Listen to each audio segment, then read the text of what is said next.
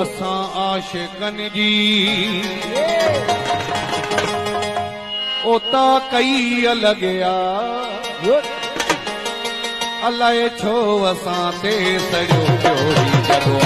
अलाए अचणो छजुम मिलणो छजुम चई त भला यको लॾो ई खणा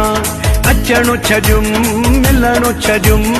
चई त भला यको लॾो ई खणा चई त भला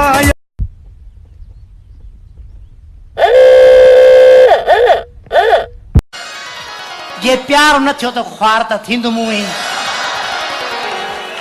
कन खोला बुधी छड़ कहीं इश्क विश्क जे चक्कर में न पो। अच्छा छो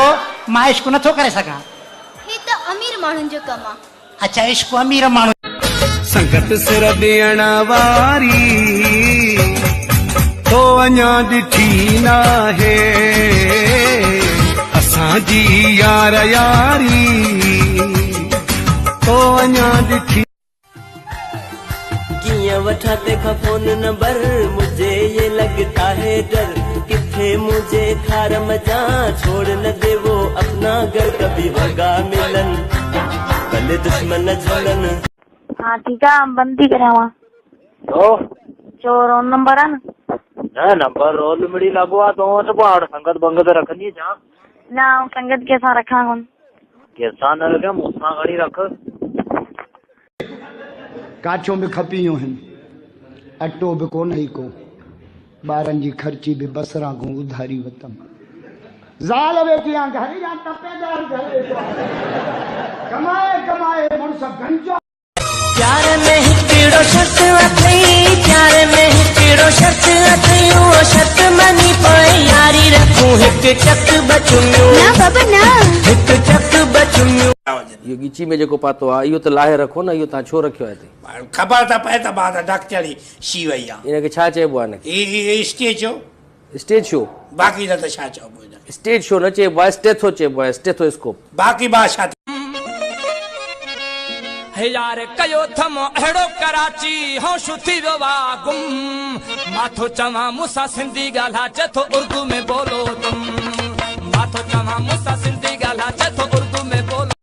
गरीब जी माई जहाज में वेंदी उन में उल्टियूं कंदी हलंदी बड़े छा में विहारे तो बंदि वेठी आहे सॼी उबस्ती थिए पई अमीर माण्हू जी माई सुती पई हूंदी न तुझी मुंहिंजी यारी कामयाब वा सोना जोड़ी असां ॿिन्ही जी नवाब वा सोना जिथे किथे नाम पंहिंजो अॼुकल्ह आहे मुल्क ओ जानी फोन ते खण तुंहिंजे फोन जे आसरे में तो आहियां सॼो ॾींहुं मोबाइल हथ में आ तुंहिंजो नंबर डायल कंदो आहियां मूंसां वरी छो नथो ॻाल्हाई मां त तुंहिंजो अधो आहियां न हिकिड़ो त फोन ते ॻाल्हाई कोन जे ॻाल्हाई त अधो थी चवीं ओ मिठल मिठड़ा इहो त मां अम्मा खे चुप कराइण लाइ ड्रामो पई कयां हलड़ी बंदूक तुंहिंजो ठका